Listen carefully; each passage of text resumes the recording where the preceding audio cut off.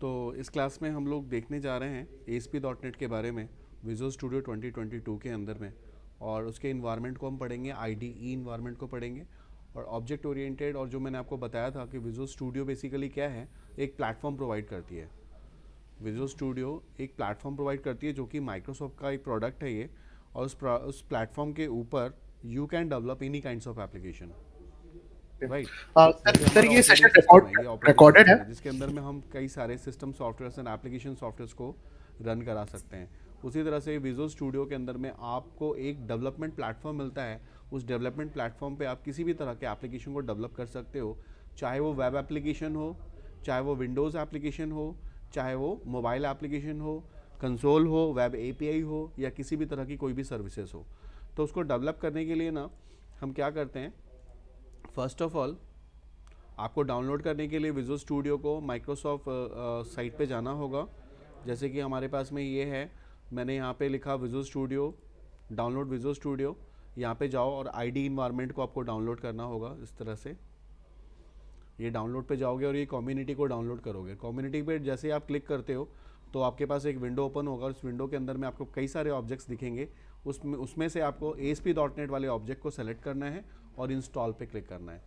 उसके बाद आपके पास जो इन्वायरमेंट ओपन होके आएगा वो लाइक दिस, इस तरह का आएगा, विजुअल स्टूडियो 2022। ये भी लेटेस्ट, बिल्कुल लेटेस्ट वर्जन है। ये मैक में भी अवेलेबल है, लिनक्स में भी है और OS में भी है, विंडोज़ में भी है। तो ये मेरा जो वर्जन है वो विंडोज़ का है। अगर आप लोगों के पास मैक का है तो मैक के अकॉर्डिंगली भी ये सेम वर्क करेगा। तो मैं यहाँ पे विजुअल स्टूडियो के आइकन पे क्लिक करता हूँ। This form is called splash form. It's talking about कि मेरे प्रोडक्ट का नाम क्या है और कौन सा वर्जन है। This is visual studio, Microsoft visual studio और 2022 है। ये मेरा स्टार्ट पेज है। इसके अंदर में जो रीसेंट प्रोजेक्ट्स जो भी आप बनाओगे यहाँ पे शो करेंगे। और ये वाला जो टैब दिख रहा है आपको, इस टैब के अंदर में आप कोई भी एक नया प्रोजेक्ट आप स्टार्टअप कर सकते हो। तो इसमें फर्स्ट ऑप्शन जो दिख रहा है आपको, ये दिख रहा है क्लोन और रिपोजिटरी। मतलब अगर आपके पास में सपोज कोई सर्वर है, जिस सर्वर पे आप एप्लीकेशन को डेवलप करना चाहते हो, तो आप उस सर्वर पे भी क्लोनिंग करके बना सकते हो। किसी एग्जिस्टिंग प्रोजेक्ट को ओपन करने के लिए है और ओपन करने के लिए कोई लोकल फोल्डर को ओपन करना है तो कर सकते हैं। जैसे हम लोग येस्टरडे भी क्लास में हम लोगों ने कंसोल एप्लीकेशन डेवलप किया था, ये वाला। तो रीसेंट प्रोजेक्ट में ये देखो ये शो हो रहा है। और इस तरह से हम चाहें तो उसके प्रोजेक्ट को ओपन कर सकते हैं यहाँ से भी, और चाहें तो यहाँ से क्लिक करके भी उसको हम लोग ओपन कर सकते हैं। उसके बाद सबसे नीचे देखो यहाँ पे दिख रहा है क्रिएट न्यू प्रोजेक्ट। यहाँ से आपको एक नया प्रोजेक्ट को बनाना है। येस्टरडे हम लोगों ने जो बनाया था वो कंसोल एप्लीकेशन बनाया था। आज हम लोग ASP.NET के पार्ट को देखते हैं, डिज़ाइनिंग के पार्ट को देखते हैं। कल हम लोगों ने देखा था कंसोल एप्लीकेशन, यानी कि नॉन ग्राफिकल यूनिट था। आज वो ग्राफिकल होगा जो हम बनाएंगे आज।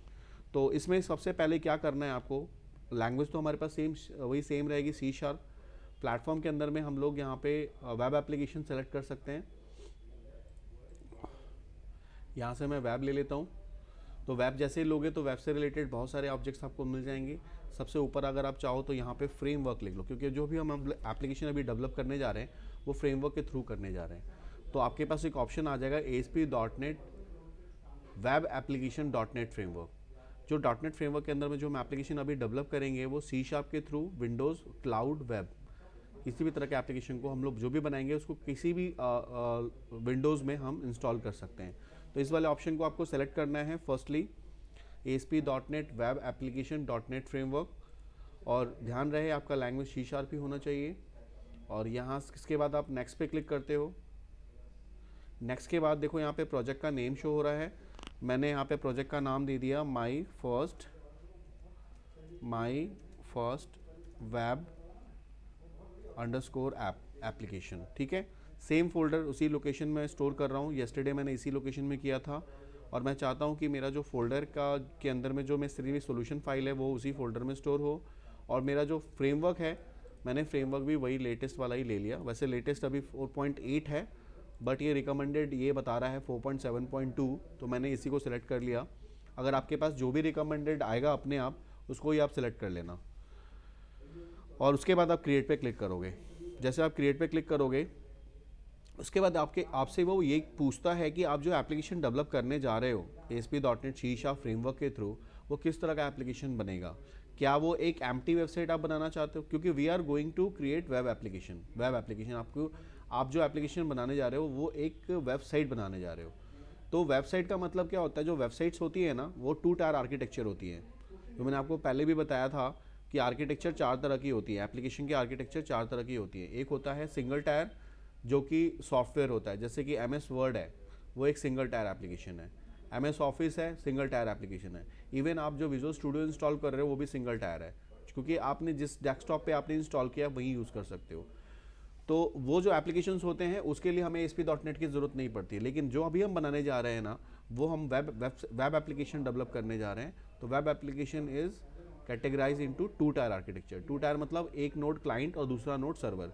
यानी कि हमारी जो एप्लीकेशंस होगी वो हमारे पास नहीं होंगी, हमारे सिस्टम में नहीं होंगी, वो किसी सर्वर पे हम लोग या किसी क्लाउड पे हम लोग उसको स्टोर करेंगे और उसको हम लोग यूज़ करेंगे, वर्ल्ड वाइड वेब एक्सेस करेंगे, राइट।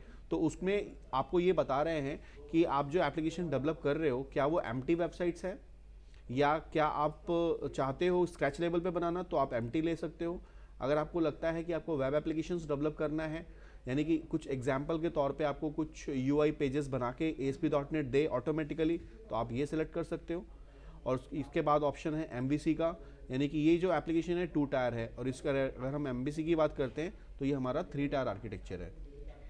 3 टायर आर्किटेक्चर यानी कि मॉडल व्यू कंट्रोलर। इस तरह के एप्लीकेशंस को डेवलप करने के लिए, 3 टायर आर्किटेक्चर को डेवलप करने के लिए हम लोग MVC आर्किटेक्चर यूज़ करते हैं। एक वेब API है और एक single page application, like Google एक सिंगल पेज एप्लीकेशन है। वैसा कोई एप्लीकेशन अगर हमें डेवलप करना हो तो हम लोग इस तरह से यूज़ कर सकते हैं। फिलहाल मैं आपको एम्प्टी वेबसाइट दिखाता हूँ। एक बिल्कुल स्क्रैच लेवल पे हम लोग सीखते हैं पहले कि हम कैसे बनाएंगे। तो हमने एम्प्टी वेबसाइट सेलेक्ट कर ली और यहाँ पे जाके हमें और भी किसी पैरामीटर को सेलेक्ट करने की ज़रूरत नहीं है फिलहाल। अभी ये कन्फिगर टू HTTP इसको रहने देना, क्योंकि ये कन्फिगर करेगा, क्योंकि हम जब भी लोकल होस्ट पे भी अगर हम चलाएंगे तो HTTP प्रोटोकॉल के थ्रू ही चलेगा। उसके बाद हम यहाँ पे क्रिएट पे क्लिक कर देते हैं।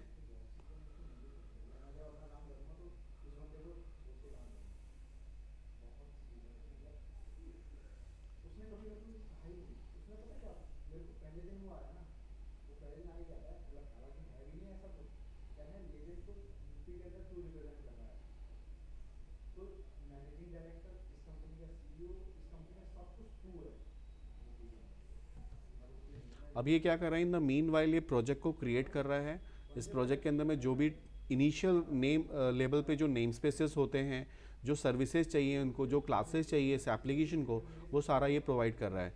और प्रोवाइड करने के बाद जो एप्लीकेशन का नेम हमने डाला है माई फर्स्ट वेब ऐप, उसके नाम से क्या करेगा, उस लोकेशन पे, यानी कि इस लोकेशन पे एक फोल्डर क्रिएट कर देगा जिसके अंदर में को जो इनिशियल लेवल पे जो उनको फाइल चाहिए थी उस एप्लीकेशन को एग्जीक्यूट करने के लिए, वो उसके अंदर में वो लोड कर देगा। अब देखो, अभी हमारे पास क्या है, हमारे पास एक इन्वायरमेंट ओपन हो गया, यस्टरडे की तरह ही हो गया। कंसोल एप्लीकेशन जो हम लोगों ने बनाया था वैसे ही हो गया, लेकिन ये जो आउटपुट आपको देगा ये एक वेब पेज का आउटपुट देगा। तो ये ओवरव्यू पेज है, इसको हम क्लोज कर देते हैं। अब मैं इस इन्वायरमेंट को आपको बताता हूँ। इस इन्वायरमेंट को आज हम लोग डील करते हैं कि ये क्या है। इस इन्वायरमेंट को हम लोग कहते हैं IDE। ID का फुल फॉर्म होता है इंटीग्रेटेड डेवलपमेंट इन्वायरमेंट। मतलब विजुअल स्टूडियो हमें क्या दे रहा है, एक इंटीग्रेटेड डेवलपमेंट इन्वायरमेंट दे रहा है, जिस इन्वायरमेंट के थ्रू हम इंटरैक्ट करके किसी भी एप्लीकेशन को ग्राफिकल यूजर के थ्रू हम लोग डेवलप कर सकते हैं। तो अब IDE के पार्ट कौन कौन से हो गए, तो IDE के पार्ट हो गए, सबसे पहला सोल्यूशन एक्सप्लोरर। ये सोल्यूशन एक्सप्लोरर जो विंडो है वो आपको बताता है कि what type of solution resources you have, है ना। अगर आप कोई प्रोजेक्ट बना रहे हो, कोई भी, जैसा मैंने आपको बोला कि लॉगिन पैनल का एक एप्लीकेशन आपको डेवलप करना है, तो लॉगिन पैनल को एप्लीकेशन के लिए आपको एक लॉगिन पेज बनाना पड़ेगा, राइट। एक आपको फॉरगेट यूज़र का पेज बनाना होगा, एक क्रिएट न्यू यूज़र का पेज बनाना होगा, एक लॉगिन होने के बाद यूज़र का डैशबोर्ड बनाना होगा। तो जो रिसोर्सेज होंगे वो आप लोगे, वो फॉर्म्स लोगे तो फॉर्म्स आपके यहाँ पे शो होंगे, उससे रिलेटेड कुछ इमेजेस भी होंगे, वो भी आपके रिसोर्सेज का पार्ट है। तो वो सारी एप्लीकेशन के जो रिसोर्सेज होंगे आपको यहाँ पे शो होंगे। तो दिस इज़ योर विंडो जिसके थ्रू आप अपने सारे रिसोर्सेज को देख सकते हो और उसमें से किसी भी रिसोर्सेज पे डबल क्लिक करके ओपन कर सकते हो। अब इसमें रिसोर्सेज के अंदर में कई सारी फाइल्स हैं जिसके बारे में आपको भी बताता हूँ मैं। उसके बाद देखो प्रॉपर्टीज़ विंडो आपको दिख रही है। प्रॉपर्टीज़ विंडो एक विंडो है, वो भी IDE का पार्ट है। यानी फर्स्ट पार्ट कौन सा हो गया, सोल्यूशन एक्सप्लोरर।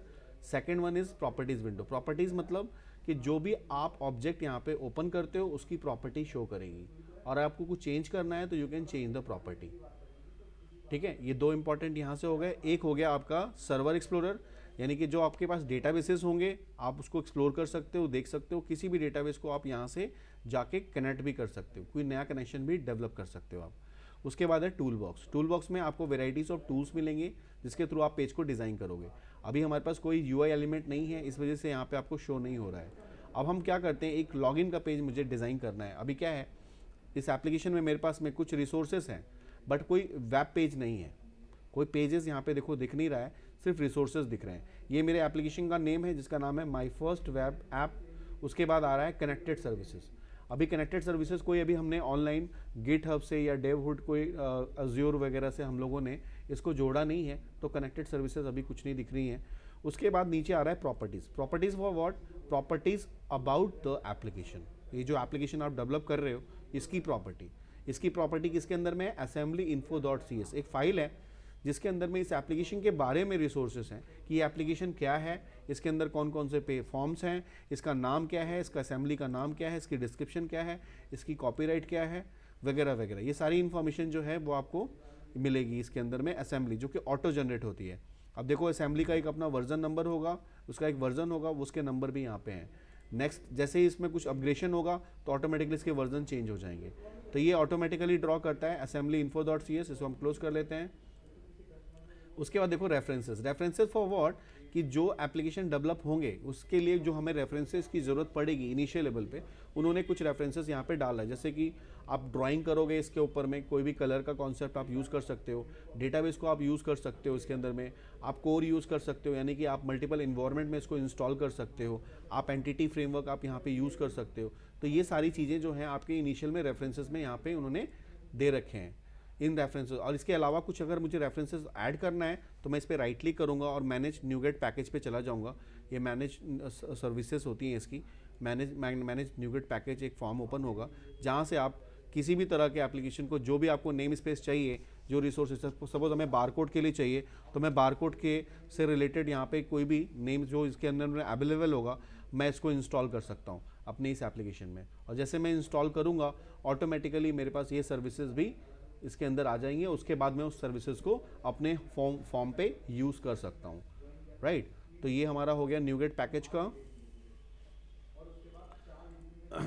उसके बाद ये पैकेज डॉट कॉन्फ़िग फाइल है जो आपके पैकेज को बता रहा है, जो कि एप्लीकेशन आप डेवलप कर रहे हो इसके अंदर में आपने कौन सा फ्रेमवर्क यूज़ किया है। दिस इज़ 4.7.2, ये मेरा फ्रेमवर्क है जिसके बारे में बता रहा है। और ये बता रहा है कि जो एप्लीकेशन आप डेवलप कर रहे हो वो एक वर्जन, इसका जो इनिशियल इन्होंने वर्जन बनाया है वो है 2.0.1। तो ये बाय डिफ़ॉल्ट होगा। और ये भी आपको बाय डिफ़ॉल्ट होता है, जो आप फ्रेमवर्क पे बनाते हो उस फ्रेमवर्क का नाम ऑटोमेटिकली यहाँ स्टोर हो जाता है।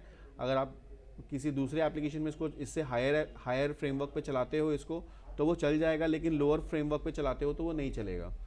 उसके बाद है वेब कॉन्फ़िग फाइल। क्योंकि ये वेब एप्लीकेशन है तो ये कॉन्फ़िगरेशन फाइल है, इसकी वेब की कॉन्फ़िगरेशन फाइल है, जिसके अंदर में भी देखो एक टारगेट दे रखा है फ्रेमवर्क का 4.7.2। एंड इसके अंदर में जो लैंग्वेज इसमें इन्होंने कंपाइल कराई है, इसमें बाय डिफ़ॉल्ट इसमें दो लैंग्वेजेस इसके अंदर में यूज़ हो रखी हैं, इसमें एक C# है और एक VB है। आप चाहो तो ये दोनों को यहाँ पे कंपाइल कर सकते हो इस एप्लीकेशन में, जो बाय डिफ़ॉल्ट लैंग्वेज है। इसके अलावा भी आप चाहो तो कई सारे लैंग्वेजेस को भी यूज़ कर सकते हो। ये है web config file. Web config हम लोग यूज़ करेंगे जैसे हम लोग कनेक्शन करेंगे डेटाबेस से, तो हम ये वेब कॉन्फ़िग फाइल को यूज़ करके कनेक्टिविटी इस्टेब्लिश करेंगे।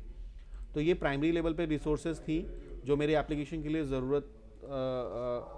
ज़रूरी हैं किसी भी एप्लीकेशन को वो रन कराने के लिए, डेवलप करने के लिए।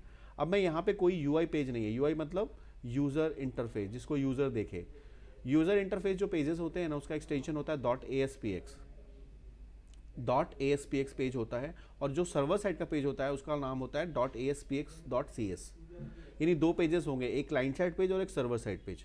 अब मैं इसमें एक पेज ऐड करना चाहता हूँ ASPX का, वेब फॉर्म एक ऐड करना चाहता हूँ, तो मैंने इस पर राइट क्लिक किया। येस्टरडे हम लोगों ने क्या किया था, क्लास ऐड किया था, क्योंकि हम लोग कंसोल पे काम कर रहे थे। आज हम लोग क्या करेंगे, एक यूआई पेज ऐड करेंगे। हम जाते हैं ऐड पे, और ऐड पे जाते हैं, न्यू आइटम पे क्लिक करते हैं। अब इस न्यू आइटम में मैं यहाँ पे सिलेक्ट करने जा रहा हूँ वेब फॉर्म को। येस्टरडे हम लोगों ने क्या किया था, कोड पे जाके हमने क्लास ऐड किया था। आज हम लोग क्या करेंगे, वेब पे जाके हम लोग वेब फॉर्म ऐड करेंगे, राइट। वेब फॉर्म ऐड करेंगे और वेब फॉर्म का नाम देखो बाय डिफॉल्ट दिखा रहा है आपको वेब फॉर्म 1.aspx, राइट। मैं aspx तो इसका एक्सटेंशन है ही, aspx is full form of aspx is active server pages, active server pages x for extended. Extended का मतलब ये हो गया कि आप किसी भी लैंग्वेज में इसको एक्सटेंड कर सकते हो। जैसे मैंने अभी इसको सी शार्प में एक्सटेंड किया है, अगर आप चाहो वीवी में एक्सटेंड करना तो आप इसको वीवी में भी एक्सटेंड कर सकते हो। आप चाहो पाइथन में एक्सटेंड करना तो you can extend in a Python also, right. तो मैं इस पेज का नाम लेना चाहता हूँ लॉगिन, तो मैंने लॉगिन के नाम से एक पेज ये डेवलप किया, लॉगिन।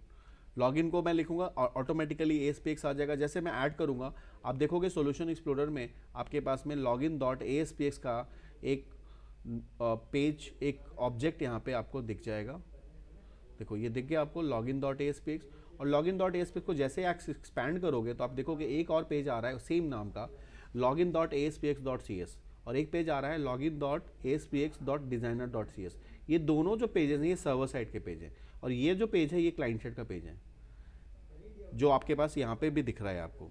यानी कि जो आपके पास पेज है लॉगिन डॉट एएसपीएक्स वो ये वाला पेज है जो HTML की कोडिंग है। देखो आप अगर आप इसको ध्यान से देखो तो आप इसमें HTML की कोडिंग आ रही है। HTML के अंदर हेड होता है, हेड के अंदर बॉडी होती है, बॉडी के बाद HTML टैग हमारा क्लोज हो गया, ठीक है। तो नॉर्मली आपका HTML की कोडिंग है, लेकिन HTML की कोडिंग से पहले एक लाइन ऊपर लिखी हुई है ये जो कि आपके नॉर्मल HTML की कोडिंग में नहीं होता है। इस पेज को, इस लाइन को हम कहते हैं पेज डायरेक्टिव। इस लाइन से ये पता चलता है कि जो आप पेज बना रहे हो ना वो ASP.NET का पेज है, ये सर्वर साइड का पेज है। ये तो वैसे तो ये क्लाइंट साइड पेज है, but this page is connected with this page, login.aspx.cs page से कनेक्टेड है, इसीलिए वहाँ पे तो शो हो रहा है। यहाँ पे पेज डायरेक्टिव के अंदर में बता रहा है कि language is C#, auto wireup event is true and code behind page. मतलब what is the code behind this window, code behind page का नाम क्या है, login.aspx.cs। यानी कि जो इसका सर्वर साइड का जो दूसरा पेज है, जो हमने इस पेज का एक्सटेंशन है जिसके अंदर हम लोग लॉजिक लिखेंगे, बिजनेस रूल इंप्लीमेंट करेंगे, वो ये वाला पेज है login.aspx.cs। और ये इनहेरिट किससे है, तो हमारे इनहेरिट है my first web page the app dot login. यानी कि ये जो एप्लीकेशन का नेम हो गया और this is a class name login class. जैसे मैंने आपको कल बताया था कि जब हम इनहेरिटेंस करते हैं तो स्कोप रेजोल्यूशन ऑपरेटर यूज करते हैं, उसको इनहेरिट करते हैं। यहाँ पे आपको इनहेरिटेंस के लिए उसने क्या किया, इनहेरिट कर दिया इस एप्लीकेशन के अंदर में इस क्लास को, राइट। तो ये इन बेसिकली हो तो रहा है इनहेरिटेंस, लेकिन वो उस तरह से इनहेरिटेंस नहीं हो रहा है जो येस्टरडे हमने आपको बताया था, वो अलग पार्ट था, ये अलग पार्ट है। वो आप एप्लीकेशन के अंदर में था, यहाँ पे एप्लीकेशन के रिसोर्सेज को आप यूज कर रहे हो, राइट। तो ये हो गया। और उसके बाद आपका नॉर्मल HTML की कोडिंग आपकी है जो कि पहले भी आपने देखी होगी, वैसा ही है।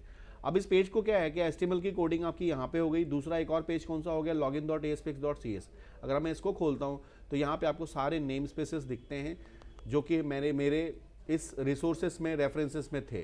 अब इस रेफरेंसेस में इस पेज को डेवलप करने के लिए जो मेजर लेवल पे रेफरेंसेस चाहिए थे ऑटोमेटिकली पेज ने यहाँ पे दे दिया है। अब ये क्या है, ये नेम स्पेसेस हैं।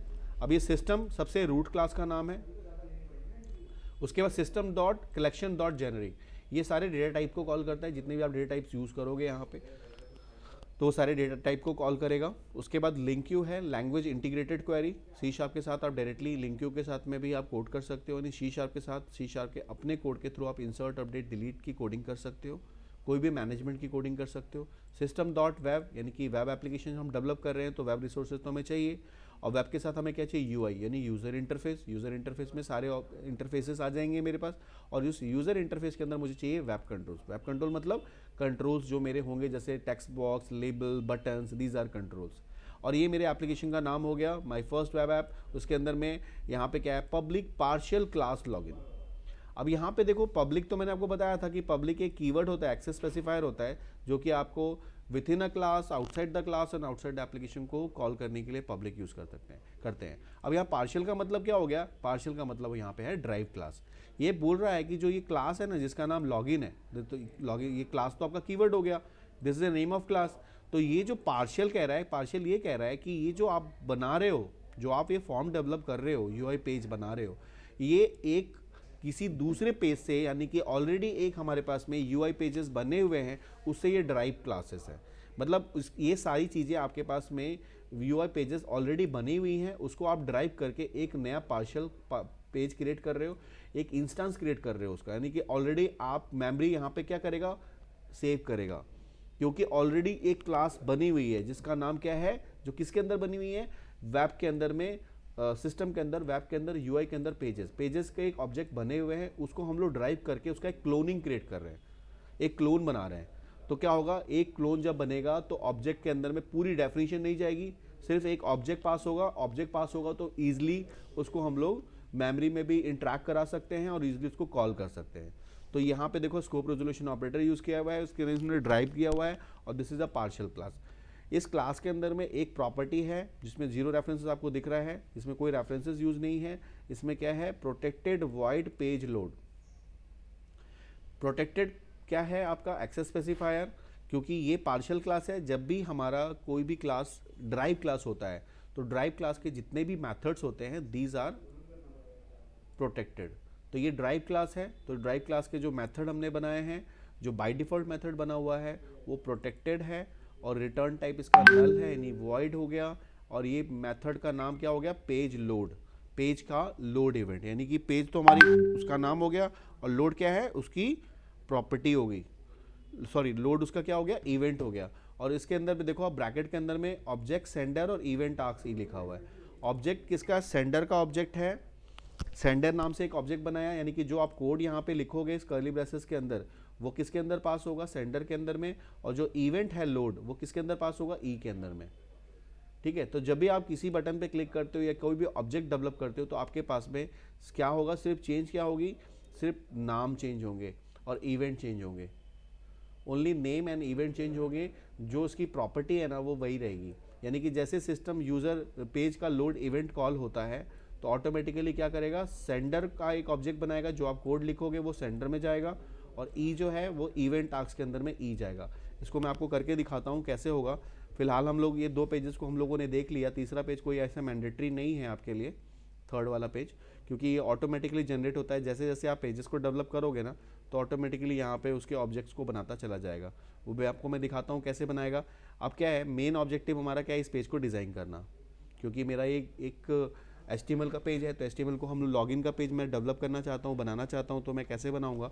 तो बनाने के लिए आपको यहाँ पे नीचे देखो 2 ऑप्शन दिख रहे हैं आपको, एक दिख रहा है सोर्स और दूसरा दिख रहा है डिज़ाइन। तो यहाँ पे आप डिज़ाइन पे क्लिक कर सकते हो, तो अब डिज़ाइन वाला पेज खुलेगा, ओपन होगा इस तरह से। अगर आप इसको स्प्लिट कर देते हो ये दोनों ऑप्शंस आपको यहाँ पे दिखेंगे कि आपका HTML का कोड है, ये डिज़ाइन पार्ट है। अब मैं यहाँ पे एक लॉगिन का पेज बनाना चाहता हूँ जिसमें एक ईमेल आईडी होगा और पासवर्ड और कुछ बटन्स होंगे, लॉगिन के बटन होंगे, रीसेट का बटन होगा। तो इस पेज को डिज़ाइन करने के लिए ना, ये आपको देखो यहाँ पे डिव दिख रहा है, ये डिव के अंदर मतलब ये वाला डिव दिख रहा है, जो ये डिव यहाँ पे है वो डिव यहाँ पे है। इस डिव के अंदर मैं एक टेबल लेना चाहता हूँ, उस टेबल को यहाँ मैं सेंटर में अलाइन करना चाहता हूँ, और सेंटर में अलाइन करने के बाद उसमें मैं कुछ ऑब्जेक्ट्स जो है प्लेस करना चाहता हूँ लॉगिन के लिए। तो उसके लिए क्या करना होगा, हमारे पास 2 ऑप्शन है, या तो मैं HTML में कोडिंग कर लूँ यहाँ पे, ठीक है। अगर आपको कोडिंग आती है तो आप कोडिंग कर सकते हो, लेकिन आप कोडिंग क्यों करोगे जबकि आपके पास कुछ रिसोर्सेज हैं ऑलरेडी ग्राफिकल यूज़र के, जो कि IDE ने दिया हुआ है, integrated development environment visual studio ने दिया हुआ है। तो जैसे अगर आपने MS वर्ड यूज़ किया होगा तो MS वर्ड में कभी आपने टेबल इंसर्ट किया होगा, सेम मैकेनिज्म यहाँ पे यूज़ होता है। ये टेबल दिख रहा है आपको, यहाँ से करो इंसर्ट टेबल। अब आपको देखना है कितने रोज़ लेने हैं और कितने कॉलम्स लेने हैं। अब मुझे सपोज कर लो मुझे 5 रोज़ चाहिए और मुझे 3 कॉलम चाहिए, तो मैंने 5 रोज़ और 3 कॉलम्स यहाँ पे ले लिया और ओके कर किया। तो देखो यहाँ पे टेबल आ गई, और टेबल जैसे यहाँ पे शो हो रहा है, टेबल के साथ साथ देखो टेबल के ऊपर डेफिनेशन भी आ गई, यानी HTML की डेफिनेशन भी ऑटोमेटिकली यहाँ पे आ गई। अब ये टेबल मेरे पास आ गया। अब इस टेबल को मैं सेलेक्ट करता हूँ और उस टेबल को मैं अपने हिसाब से रीसाइज कर देता हूँ। रीसाइज करने के बाद मैंने इसको क्या किया, यहाँ से आके सेंटर में कर दिया, ये सेंटर में आ गया। ये देखो जो मैंने किया ऑटोमेटिकली उसकी CS की कोडिंग यहाँ पे देखो हो गई। उसके जो डिजाइनिंग की कोडिंग थी ऑटोमेटिकली हो गई, यानी टेबल को क्या कर दिया उसने, अलाइन कर दिया सेंटर में, और इसने क्लास बना दिया ऑटो स्टाइल 1 के नाम से, जिसकी डेफिनेशन ऊपर ऑटो स्टाइल 1 के नाम से देखो यहाँ पे डेफिनेशन आ गई, जिसका उसने स्टाइल में विड्थ कर दिया 32, जो हमने यहाँ पे किया था वो उसको यहाँ पे उसकी कोडिंग उन्होंने कर दी। अब मैं फर्स्ट वाले कॉलम को, फर्स्ट वाले रो को मैंने सेलेक्ट किया, राइट क्लिक किया और मॉडिफाई करके हम मर्ज कर देते हैं। मर्ज करते ही देखो यहाँ पे क्या आ गया, इस TD के अंदर में कॉल स्पैन 3 आ गया। ये 3 कॉलम को मैंने स्पैन करके एक कॉलम बना दिया। अब मैं यहाँ पे कुछ टाइप करने जा रहा हूँ।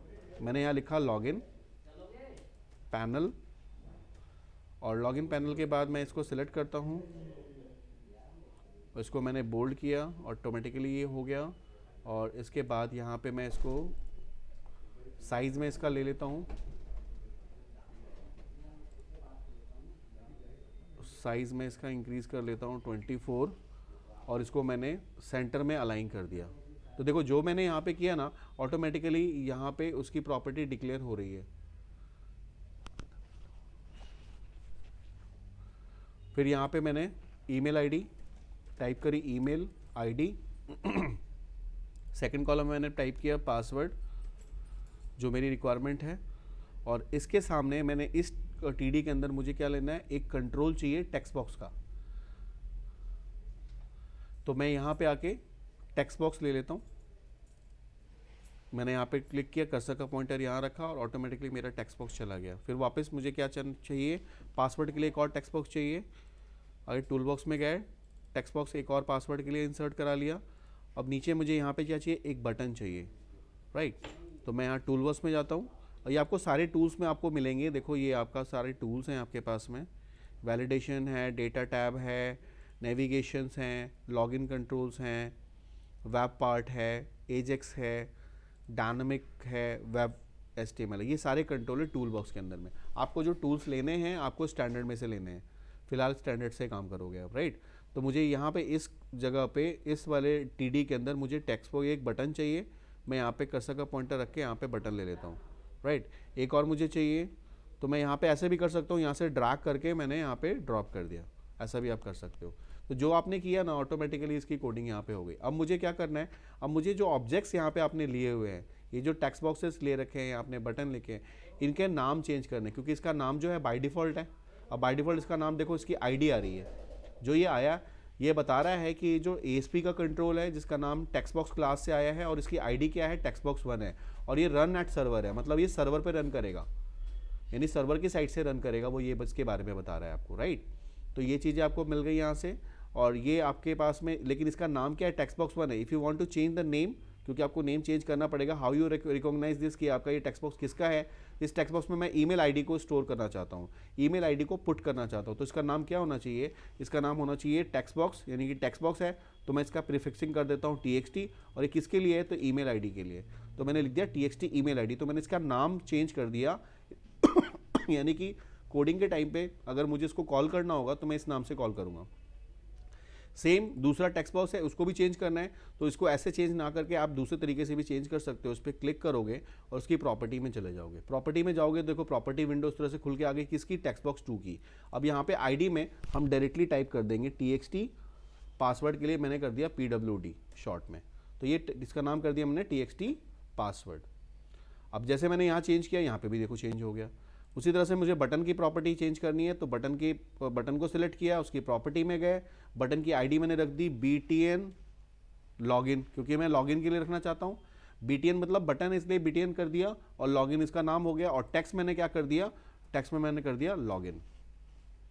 जो टेक्स्ट यहाँ पे अपीयर होगा दिखेगा यूजर को, लेकिन एक्चुअल जो उसका नेम है वो आईडी क्या है, उसकी BTN लॉगिन है। उसके बाद मुझे रीसेट का रखना है, इसको अगेन सेलेक्ट किया, प्रॉपर्टी में गए, इसका नाम हमने कर दिया BTN रीसेट, राइट। और टेक्स्ट में जाके हमने क्या कर दिया, कैपिटल में रीसेट, जो यूजर को दिखेगा रीसेट, इस तरह से। तो यहाँ देखो हम लोगों ने इस तरह से पेज बनाया, और साथ में मैं चाहता हूँ कि क्रिएट यूजर का भी पेज बन जाए, तो मैं क्रिएट यूजर के लिए मैं एक लिंक बना सकता हूँ। मुझे लिंक चाहिए, तो लिंक के लिए मैं यहाँ पे ले सकता हूँ link button, this is link button. मैंने इस बार का लिंक बटन ले लिया।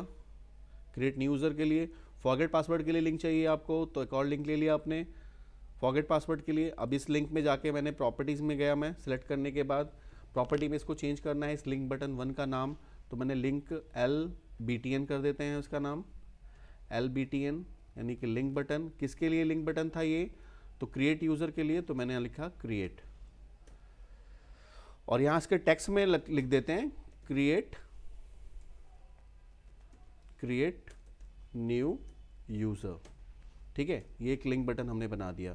फॉरगेट पासवर्ड के लिए भी हम एक ऐसा लिंक बनाना चाहते हैं, जिस जनरली आपने देखा होगा जब आप लॉगिन फेसबुक वगैरह पे जाते हो या फिर आप जीमेल वगैरह पे जाते हो, तो आपके लॉगिन पैनल पे इस तरह के लिंक्स भी होते हैं। तो वो लिंक्स में बना रहे हैं, इस तरह से हम लोग बना रहे हैं। इसका नाम हमने कर दिया forget password, forget password, 2 link हमने बना दिए। इसके भी नाम हमें चेंज करने आईडी, तो दिस इज लेबल LBTN और इसका नाम किसका है, गेट पासवर्ड, फॉरगेट कर देते हैं इसका नाम। तो देखो हम लोगों ने क्या किया, हम लोगों ने एक पेज डिज़ाइन कर लिया, बहुत ईजी है बनाना इस टाइम पे। ना कि अगर आपको HTML की कोडिंग अगर हम बोलते हैं आपको करने के लिए, तो आपको HTML की कोडिंग, इतनी सारी कोडिंग आपको करनी पड़ती इस पेज को ड्रॉ करने के लिए, जो कि हम लोगों ने बहुत ही ईजी तरीके से डिज़ाइन के थ्रू हमने इसको बना लिया, राइट। तो अब इसमें ये तो आपका कौन सा पार्ट हो गया, ये आपका क्लाइंट साइड का पेज हो गया। सर्वर साइड पे तो आपने कुछ भी नहीं किया अभी तक, सर्वर साइड का पेज ऐसा ही ब्लैंक है। सर्वर साइड के पे हम लोग सर्वर साइड की कोडिंग करेंगे, सिर्फ हम लोगों ने अभी सिर्फ पेज को डिज़ाइन किया है। तो एक पेज हमने डिज़ाइन कर लिया, अब मैं दूसरे पेज को डिज़ाइन करने जा रहा हूँ। मुझे एक और पेज बनाना है रजिस्ट्रेशन का, यानी कि क्रिएट न्यू यूज़र का एक पेज बनाना है। तो मैं क्या करूँगा, जो आपने पेज अभी भी डिज़ाइन किया है ना, सिर्फ आप HTML वाले जो आपका जो ये आ रहा है आपका टेबल, उस टेबल को सिलेक्ट करना और कॉपी कर लो, राइट। अब इसी के थ्रू मैं यहाँ पे माई एप्लीकेशन में जाते हैं और यहाँ से जाके एक नया पेज ऐड करते हैं, ऐड न्यू आइटम। अब इस आइटम के अंदर में हम लोग अगेन वेब फॉर्म लिया और यहाँ पे मैंने लिया क्रिएट यूज़र, यानी कि रजिस्टर्ड वाला पेज बनाने जा रहे हैं हम।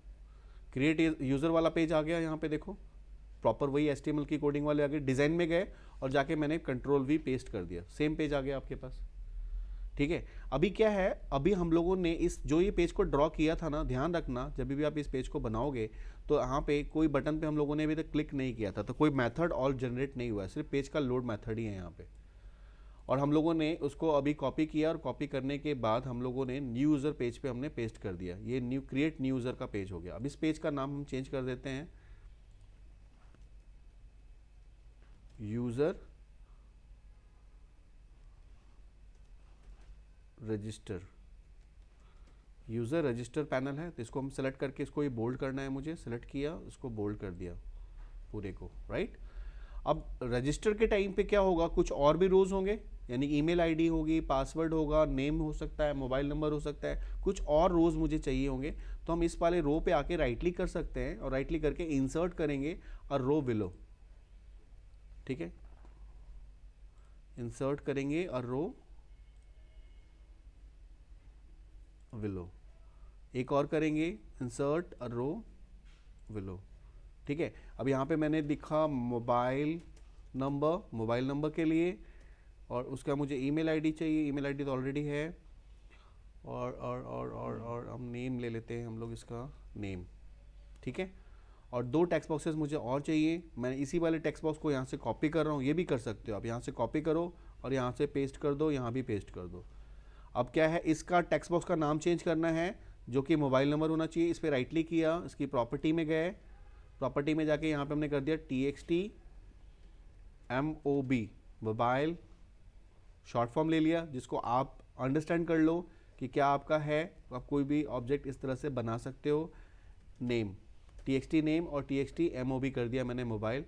अब यहाँ पे लॉगिन तो होगा नहीं, यहाँ पे रजिस्टर्ड होगा, तो अगेन इसको सेलेक्ट किया, इसकी प्रॉपर्टी में गए, इसका नाम चेंज किया हमें लॉगिन की जगह पे सबमिट, क्योंकि यूज़र क्या करेगा, एक नए यूज़र की इंफॉर्मेशन को सबमिट करेगा, और इसका टेक्स्ट में मैंने क्या कर दिया, सबमिट। रीसेट हम सेम रहने देते हैं, नए यूज़र को रीसेट करने के लिए, ठीक है।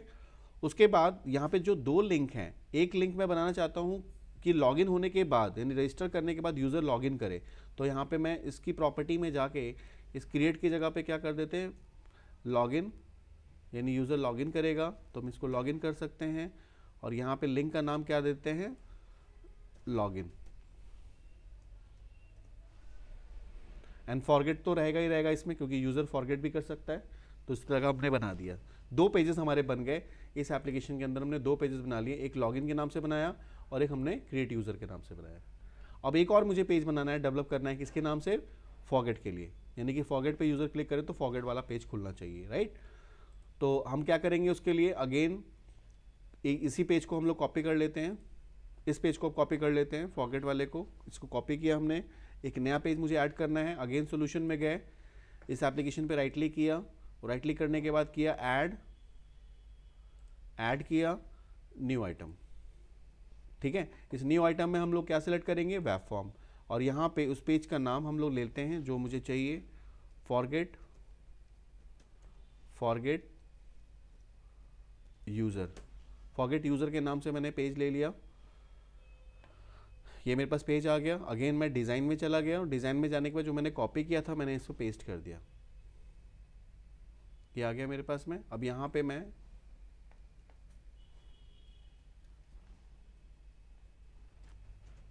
फॉरगेट पासवर्ड पैनल, अगेन इसको सेलेक्ट करके इसको हम बोल्ड कर देते हैं, सेम आ जाएगा इसमें। अब मैं चाहता हूँ कि पासवर्ड को गेट करने के लिए ईमेल आईडी, पासवर्ड तो मुझे चाहिए, मैं ईमेल आईडी डालूं तो पासवर्ड आ जाए उसका, राइट। ये अगर कॉन्सेप्ट रखना चाहते हो तो ये रख सकते हो। आप चाहते हो कि ईमेल आईडी और मोबाइल नंबर डालें तो पासवर्ड आ जाए, किसी भी तरीके से आप कर सकते हो। तो मैं चाहता हूँ कि ईमेल आईडी और मोबाइल नंबर मैं डालूँ तो पासवर्ड मेरा गेट हो जाए। तो आपको उसकी थोड़ी सी डिज़ाइनिंग चेंज करनी पड़ेगी। इस रो की कोई ज़रूरत नहीं है, मैंने इस रो को यहाँ से डिलीट कर दिया, डिलीट अ रो। और अब मैं क्या करता हूँ, यहाँ पे पासवर्ड मुझे दिखाना है यूज़र को, तो पासवर्ड के लिए पासवर्ड को मैंने नीचे कर दिया और यहाँ पे मुझे क्या एंटर करना है, ईमेल आईडी और मोबाइल नंबर। तो यहाँ पे मैंने कर दिया मोबाइल। आप अपने अकॉर्डिंगली, अपनी रिक्वायरमेंट के अकॉर्डिंगली इसको चेंज कर सकते हो। अब इस टेक्स्ट बॉक्स को, ये पासवर्ड वाला टेक्स्ट बॉक्स है, तो पासवर्ड वाला मुझे टेक्स्ट बॉक्स तो चाहिए ही नहीं, तो मैंने पासवर्ड वाले टेक्स्ट को डिलीट कर दिया क्योंकि मैं पासवर्ड लेवल में शो करना चाहता हूँ। और ये टेक्स्ट बॉक्स किसका है, मोबाइल का, तो मैंने इसको ड्रैग करके ऊपर ड्रॉप कर दिया, तो वो ऊपर स्विच हो गया, राइट। अब मुझे यहाँ पे पासवर्ड चाहिए, तो पासवर्ड मुझे चाहिए लेबल में, तो मैंने यहाँ से प्रॉपर्टीज़ में जाकर यहाँ पे एक लेबल प्लेस कर दिया उसकी जगह पे। ये देखो एक लेबल आ गया यहाँ पे। इस लेबल का नाम क्या है, लेबल 1। अब मैं लेबल में पासवर्ड शो कराना चाहता हूँ, तो मैं फिलहाल इसका नाम चेंज कर देता हूँ। मैं इसका नाम मैंने रख दिया LBL, क्योंकि ये लेबल है। किसका लेबल है, LBL_PWD, यानी पासवर्ड। ये पासवर्ड मेरा यहाँ पे शो करेगा और इसका इनिशियल जो टेक्स्ट था उसको मैंने ब्लैंक कर दिया, ठीक है। अब ये जो सबमिट है, सबमिट की जगह पे हम क्या करेंगे, गेट पासवर्ड करना है मुझे, तो सबमिट की जगह पे मैं यहाँ पे BTN गेट के नाम से बटन बनाएंगे और टेक्स्ट में मैंने कर दिया गेट पासवर्ड। रीसेट का बटन वैसे ही रहने देते हैं और जब पासवर्ड हो जाएगा तो यूज़र लॉगिन करेगा और लॉगिन करने के बाद अगर वो चाहे तो रजिस्ट्रेशन भी कर सकता है। तो इस पर राइट क्लिक करते हैं और राइट क्लिक करने के बाद प्रॉपर्टी में जाते हैं। इसका नाम हम लोग कर देते हैं रजिस्ट्रेशन, यानी यूज़र क्या करेगा, BTN REG रजिस्ट्रेशन, यानी कि न्यू यूज़र के लिए न्यू यूज़र। अगर वो न्यू यूज़र बनाना चाहता है तो न्यू यूज़र बना सकता है। तो इस तरह से हम लोगों ने 3 पेजेस बना लिए। अब इन तीनों पेजेस को आपस में मुझे कनेक्ट करना है। कैसे करेंगे, तो सबसे पहले हम आते हैं लॉगिन पेज में, यानी कि सबसे पहले तो लॉगिन पेज ही खुलेगा आपका। तो लॉगिन पेज पे आते हैं। अब इस लॉगिन पेज पे मैं चाहता हूँ जैसे मैं क्रिएट पे क्लिक करूँ इस वाले बटन पे, तो ऑटोमेटिकली मेरा क्रिएट वाला पेज खुलना चाहिए। और क्रिएट वाले पेज का नाम क्या है, createuser.aspx। तो आप यहाँ पे जाओगे, डबल क्लिक करोगे किस पे, इस क्रिएट यूज़र पे। जैसे आप डबल क्लिक करोगे तो आपका उस पेज का जो सर्वर साइड का पेज था वो खुल जाएगा। देखो ये पेज खुल गया, login.aspx.cs खुल गया। इस पेज पे क्या आ गया, प्रोटेक्टेड वाइड BTN यानी LBTN क्लिक क्रिएट क्लिक, और ये 2 ऑब्जेक्ट जो मैंने आपको बोले थे वो आ गए। अब यहाँ पे आपको लिखना है response.redirect, response.redirect। कल जो हमने लिखा था, कल हम लिख रहे थे console.writeLine, console.readLine। आज हम लोग रिस्पॉन्स के लिए यूज़ कर रहे हैं। रिस्पॉन्स क्या है, प्रोटोकॉल है। जब आप यूज़र बटन पे क्लिक करोगे तो सर्वर क्या करेगा, उसको रिस्पॉन्स करके रीडायरेक्ट करेगा। कौन सा पेज रीडायरेक्ट करेगा, जिस पेज को आपने डेवलप किया हुआ है, जिसका नाम आपने रखा हुआ है। तो मैंने इसका नाम क्या रखा हुआ है, इसका नाम मैंने रखा हुआ है createuser.aspx। तो आपको पूरा नाम वैसे लिखना पड़ेगा, createuser.aspx और साथ में semi colon, create user, sorry इसका नाम क्रिएट यूज़र है ना, मैंने गलत कर दिया, डबल कोट्स में क्रिएट यूज़र, मतलब जो आपने नाम पेज का लिखा हुआ है ना, एज इट इज़ आपको वही लिखना है। तो createuser.aspx आपने पेज का नाम दे दिया। किस बटन पे क्लिक करने पे, यानी जैसे ही यूज़र इस बटन पे क्लिक करेगा तो उसको इस मेथड में क्या करेगा, रिस्पॉन्स, सर्वर क्या करेगा, रिस्पॉन्स करके रीडायरेक्ट कर देगा वो पेज। और ये पेज कहाँ पे है, ये आपका ये सर्वर है जो आपका ये दिख रहा है ना, ये सर्वर ऑब्जेक्ट है। अभी आपके सिस्टम में जब इसको आप सर्वर पे, क्लाउड पे या कहीं पे भी आप इसको डिप्लॉय करोगे तो ये सर्वर पे जाके स्टोर हो जाएगा और आपका वैसे ही आपको कॉल करके भेजेगा, जो आप मांगोगे वही सर्वर आपको रिस्पॉन्स करेगा। तो मैंने इस पेज को कॉल किया है जिसका नाम है createuser.aspx। On click event of this button click, इस बटन के क्लिक पे। उसी तरह से फॉरगेट को भी करना है, तो फॉरगेट पे डबल क्लिक करेंगे तो फॉरगेट का पेज खुलना चाहिए। वैसे सेम कोड आ जाएगा, सिर्फ मैं पेज का नाम चेंज कर दूंगा। पेज का नाम क्या है फॉरगेट वाला? forgetuser.aspx। तो अब यहाँ पे पेज का नेम के साथ प्रॉपर आपको स्पेलिंग मिस्टेक नहीं होनी चाहिए, नहीं तो अदरवाइज वो उसको कॉल नहीं करेगा। forget_user, यहाँ पे कैपिटल स्मॉल नहीं चल सकता है बिकॉज आपने एक स्ट्रिंग में पास किया हुआ है। लेकिन इसके अलावा अगर आप यहाँ पे आर को स्मॉल लिख देते हो और या येस को स्मॉल कर देते हो तो वो नहीं लेगा, क्योंकि वो उसका ऑब्जेक्ट नहीं है, क्योंकि केस सेंसिटिव है, ध्यान रखना, राइट। तो आपने ये दोनों पेजेस को कॉल कर दिया है इस पेज में लॉगिन के साथ में। अब हम देखते हैं दूसरे क्रिएट वाले पे। क्रिएट वाले में जब मैं ये क्रिएट वाले में मैं लॉगिन पेज खोलना चाहता हूँ, तो लॉगिन पे डबल क्लिक किया। अब यहाँ पे क्रिएट यूज़र का वो वाला पेज खुल गया, इस पे जाके पेस्ट कर देते हैं। इस पेज का नाम क्या है? लॉगिन। लॉगिन पेज पे हम जाना चाहते हैं तो हम लिखते हैं login.aspx, राइट। उसके बाद वापस जाते हैं क्रिएट वाले पे। क्रिएट वाला पेज ये वाला रहा। फॉरगेट पे मुझे खोलना है, फॉरगेट पे डबल क्लिक किया, उसका मेथड आ जाएगा। इस मेथड में हम पेस्ट कर देते हैं Ctrl+V, और इसमें था फॉरगेट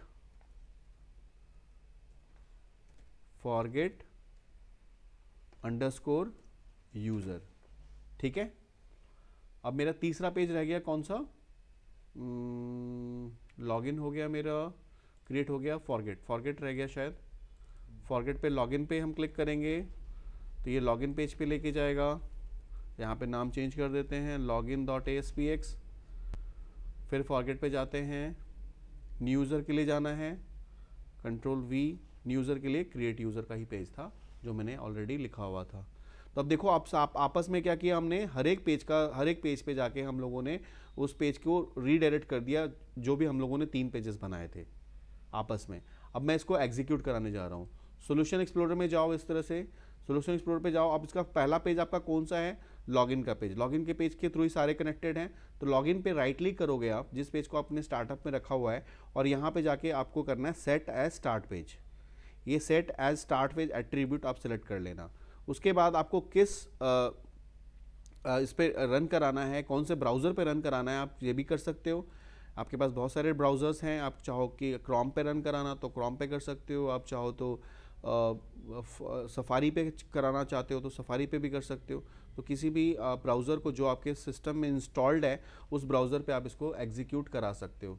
तो अभी हम लोगों ने इसको सेलेक्ट किया था,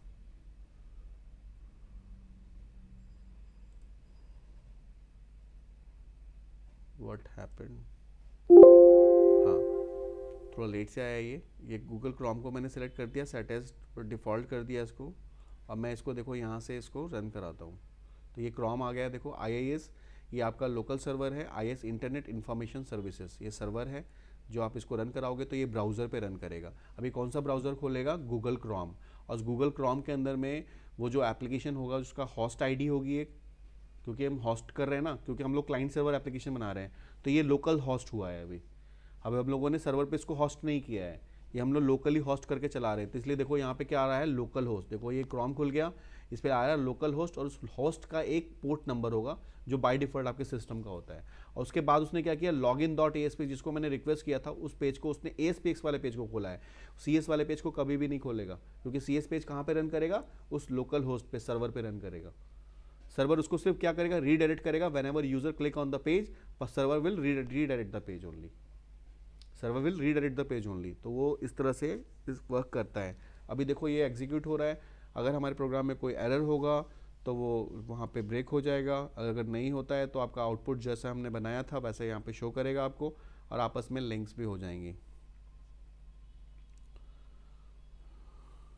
अब ये फर्स्ट टाइम जब ये एग्जीक्यूट होता है तो सारी चीज़ों को कंपाइल करता है जितने भी आपके मैनेज कोड थे उसको MSIL में कन्वर्ट कर रहा होगा, और उसके बाद जैसे हम एग्जीक्यूट पे क्लिक करेंगे तो फिर MSIL को मशीन लेवल लैंग्वेज में कन्वर्ट करके मशीन को देगा। तो ये आपके इंटरनली देखो ये सारे आपके कोड्स चल रहे हैं, एग्जीक्यूट कर रहे हैं, वो CLR वगैरह सारी चीज़ों को बना रहा है जैसे जैसे चाहिए, और उसके बाद वो लोड करके इंटायर पेज को आपको रन करा देगा।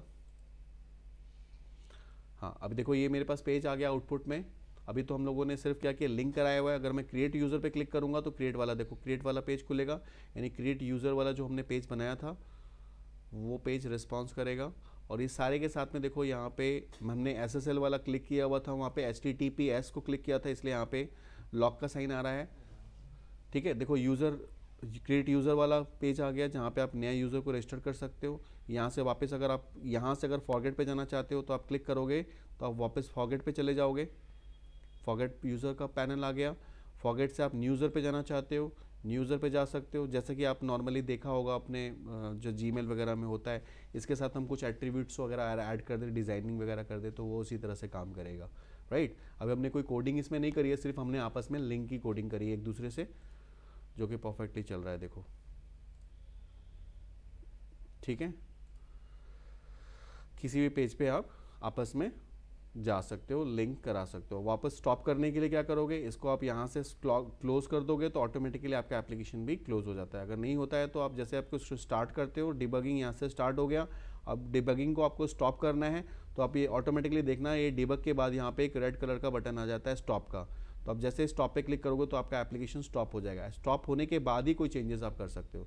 अब देखो ये स्टॉप का बटन है, अगर मैं डिबग स्टॉप करना चाहता हूँ तो मैं स्टॉप करूँगा। अगर इन बिटवीन अगर मैं यहाँ पे कुछ चेंजेस करूँगा तो वो इफेक्टिव नहीं होगा, क्योंकि आपका प्रोग्रामिंग रनिंग स्टेट में है। तो इसको आपको क्लोज करना होगा, स्टॉप करना होगा, उसके बाद कोई चेंजेस आप कर सकते हो।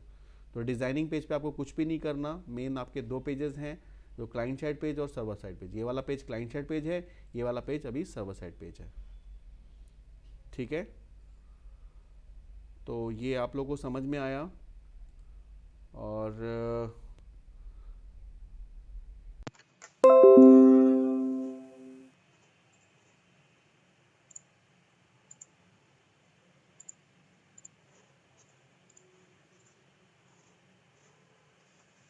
हाँ, आप लोगों को समझ में आया क्या? मैं वीडियो स्टॉप करूं क्या? हाँ जी। जी जी